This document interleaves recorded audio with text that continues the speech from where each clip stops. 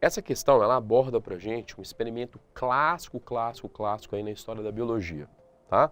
Que é o experimento do Griffith, tá? Ele vai, né, no texto base a gente vai fazer uma pequena descrição desse experimento para a gente poder, inclusive, relembrar desse experimento. Em 1928, Griffith trabalhou com duas variedades de Diplococcus pneumococos, capsulados e acapsulados.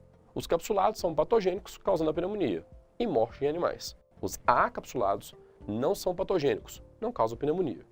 Então, repara o seguinte, o Griffith, que é o experimento clássico dele, injetou uma mistura de pneumococos capsulados, então aqueles pneumococos que tinham cápsula, mortos pelo calor, com acapsulados vivos. Então, tinha ao mesmo tempo, né, bactérias que eram capsuladas, mas mortas pelo calor, e aquelas que não tinham cápsula. Ou seja, aquela que não conseguia causar doença e uma que causava doença, mas estava morta. E verificou-se a morte de animais por pneumonia. Então, quando ele colocou esses dois seres, essas duas bactérias, uma morta pelo calor, que tinha cápsula, com aquela que não tinha cápsula, os animais foram mortos. Então, o que aconteceu neste momento para que esses animais pudessem, né, morrer?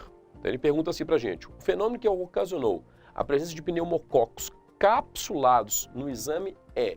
Então, peraí, tem que ter acontecido alguma coisa para aquela bactéria que não tinha cápsula passar a ter cápsula. Aquela bactéria que foi morta pelo calor provavelmente deixou no meio DNA de cápsula. A bactéria que não tinha a cápsula incorporou este DNA em sua estrutura, passando ela a produzir a cápsula. Que processo é este no qual a bactéria incorpora um DNA que estava no meio ao material genético dela?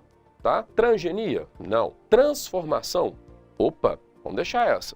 Transdução? Peraí, a transdução tem transmissão de informação genética? Tem. Porém, é aquela que tem a participação do vírus. A translocação é um tipo de mutação gênica.